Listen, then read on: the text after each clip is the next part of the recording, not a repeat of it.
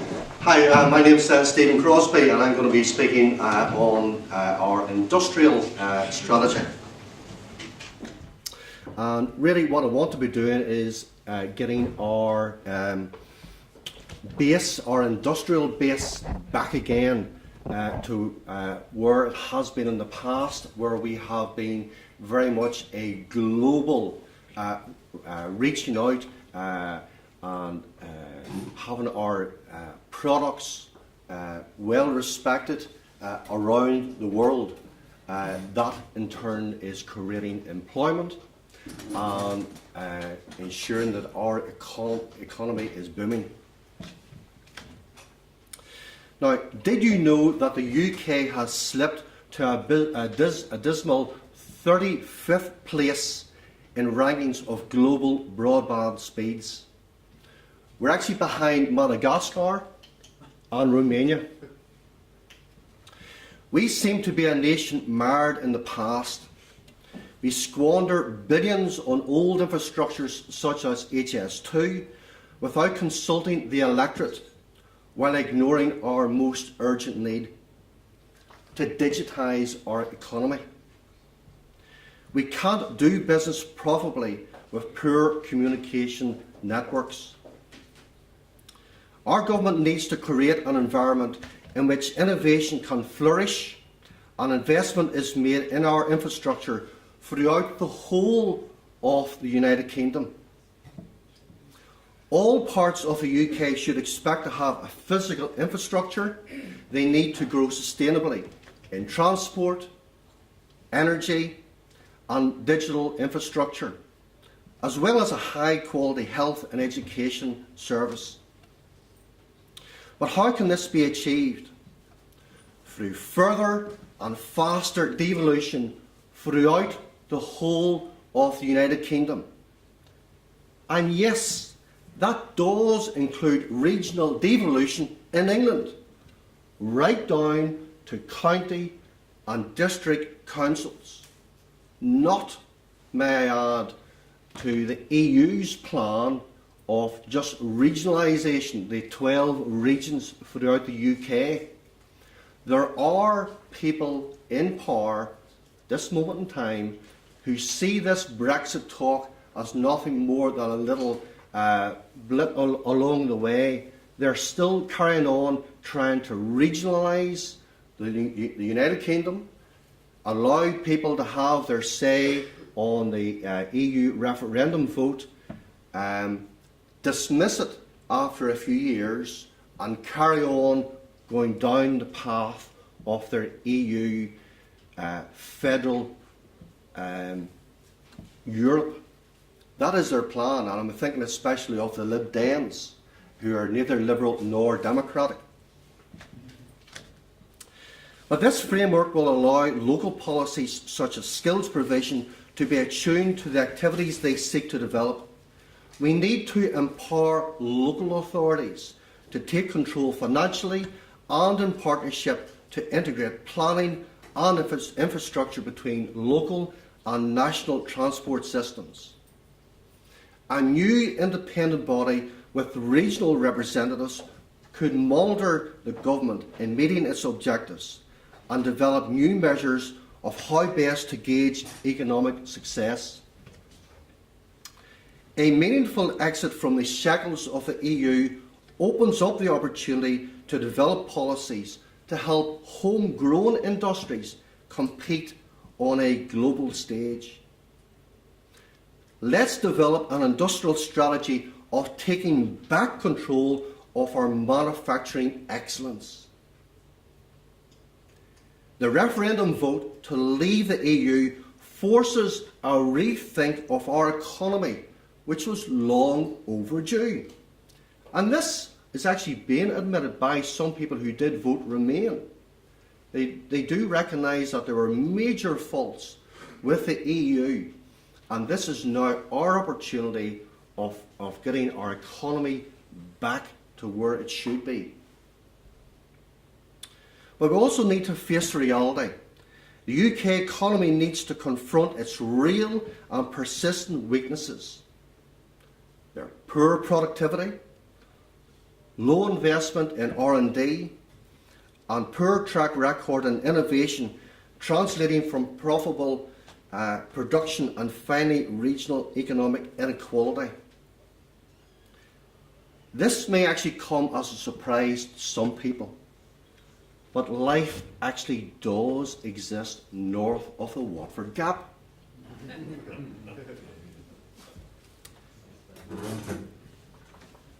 An industrial strategy means a new understanding of the relationship between the state and the market. And we do have to recognise that government do have the ability to provide public goods, powers of organising and overseeing.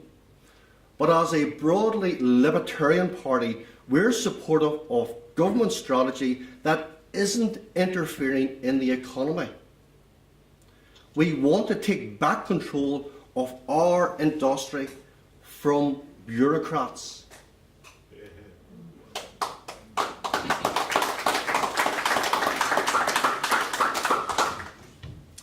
As the UK leaves the EU, international trade will become a greater priority for the UK.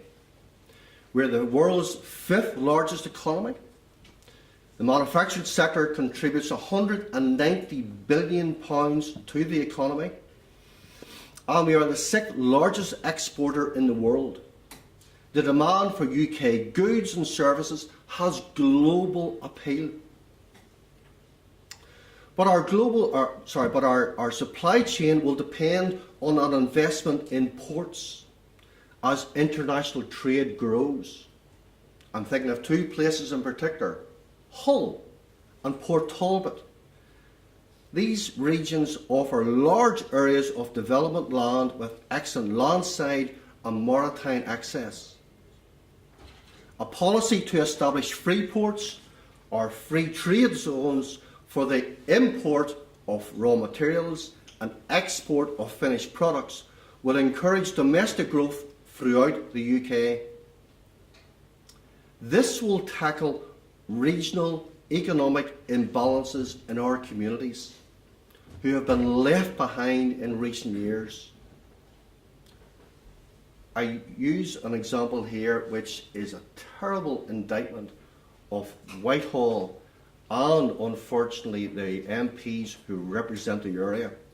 Within Barnsley here, there are just over 25% of the households occupied with people aged between 16 and 64 who have no one with paid occupation.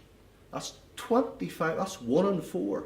So you go to that street there, 1 in 4 of the houses on average have no one of workable age who are in paid employment. It's been left behind. And what are the MPs doing?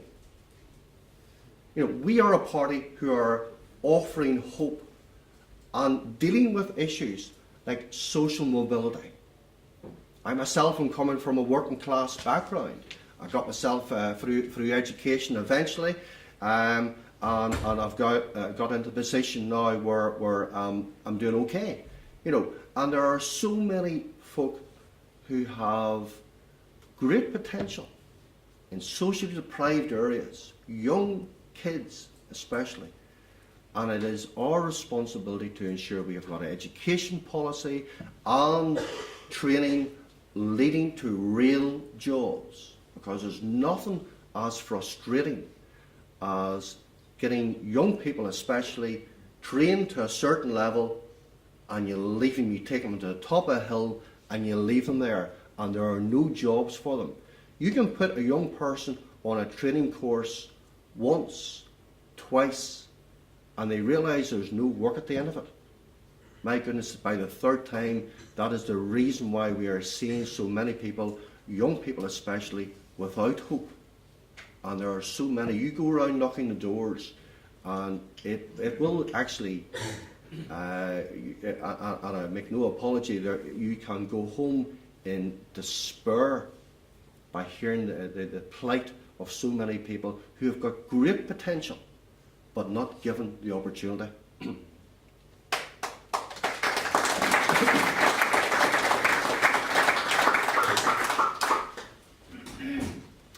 Now, unfortunately, the phrase industrial strategy conjures up images of a centralised, Whitehall knows best approach, coupled with an inability to transform high-level strategic thinking into real change.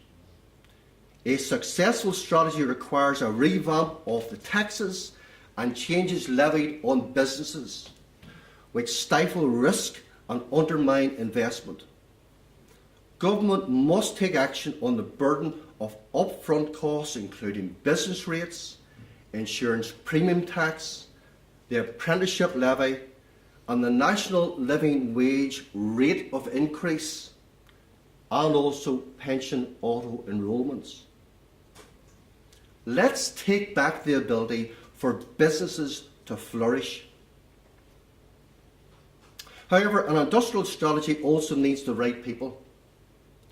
Brexit opens up the opportunity to increase exports and finally overcome the past problems of low economic productivity and social immobility. STEM subjects, which is science, technology, engineering and maths, need to be supported through university technical colleges with strong business involvement and the clear routes to future employment.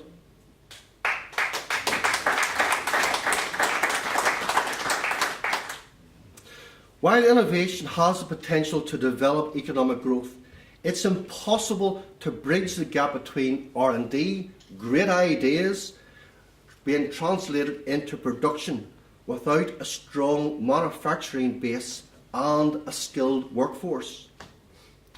Heard actually a couple of days ago, I mentioned to the guys in work, I'm a contractor working for a large aerospace company. And I mentioned to one of the guys, one of the inspectors, that I was speaking on this issue. And he says, I see what he refers to as JEEP, J-E-E-P, just enough education to perform. We need to ensure that our education system are talking to industrialists, those in business, and ensure that we have got training so that people are actually well trained to move into real employment. We must focus on developing skills amongst our own homegrown talent for all age groups seeking employment. We need to have a fair, flexible and forward-thinking immigration and temporary visa policy for all non-British citizens seeking employment within the UK. You've heard it before. Let's take back control of our borders. So what of our agricultural industry post-Brexit?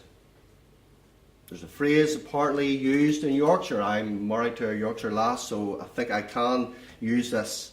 Where there's muck, there's brass.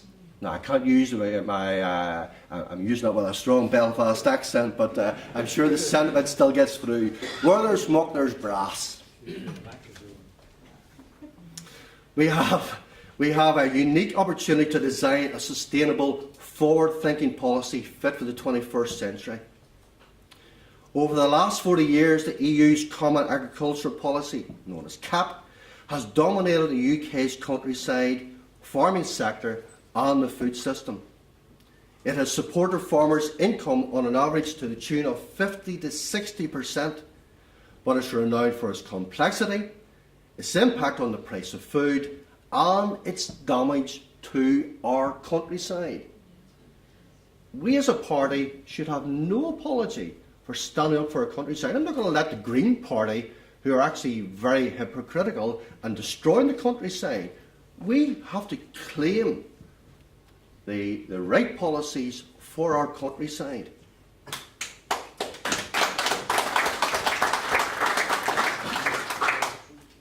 But a cap replacement must comply with WTO rules that in fact tariff levels at how our government can support our farming sector. It can't provide financial incentives, only compensation for costs already incurred, and that's one of the differences. EU environmental and welfare legislation has been carried over into our UK law by the Great Repeal Bill, and conformity to EU process and product standards will continue for farmers who wish to access the EU market. But currently there are 25% of our food comes from the EU, and supply chains between Northern Ireland and our Irish counterparts is part of the ongoing Brexit trade talks. Brexit raises the opportunity to redesign policies that better tailor the UK farming and food sector, also the rural economies and the priorities of the British public.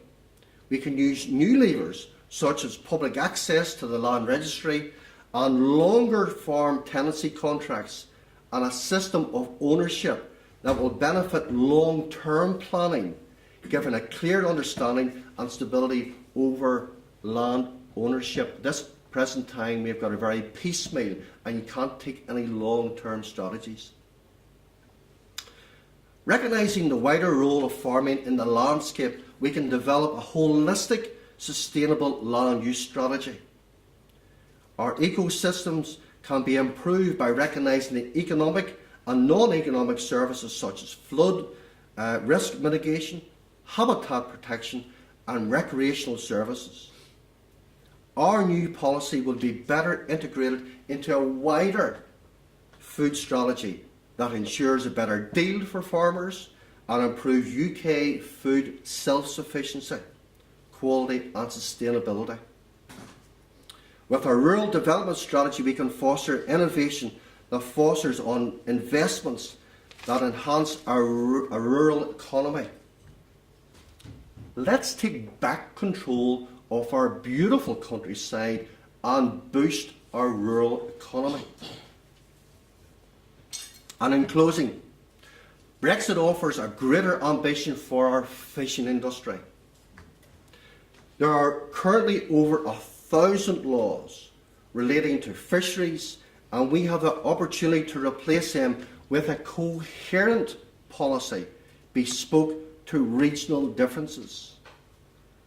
That's devolved democracy in action. Now, we are a maritime nation and our fishing industry has been decimated by EU policymakers. For fishers and seafood industry, it is income and jobs, not just yield, that is all important. We need to negotiate levels of foreign access to our fishing zone and to neighbouring EU waters based on historic fishing patterns, and maintain tariff-free export of UK caught and processed seafood products to these countries.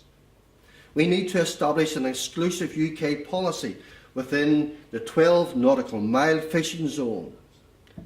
A reform of fisheries management is now possible to change what we all have seen, the issue about surplus fish stock, fish being chucked back.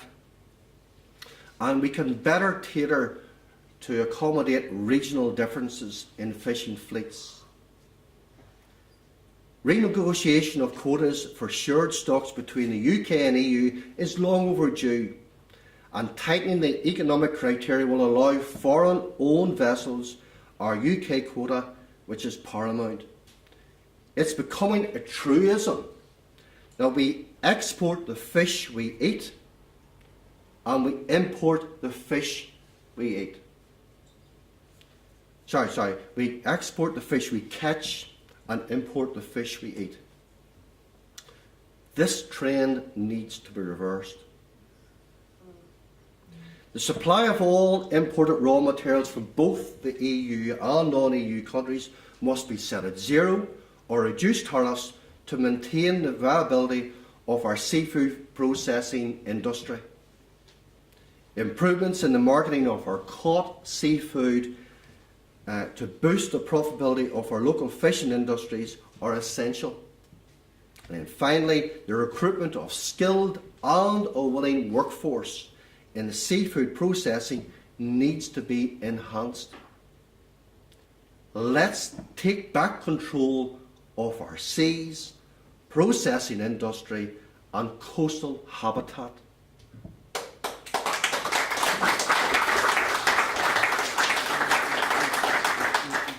Let's restore our British industrial prowess post-Brexit. The world is our oyster. Thank you.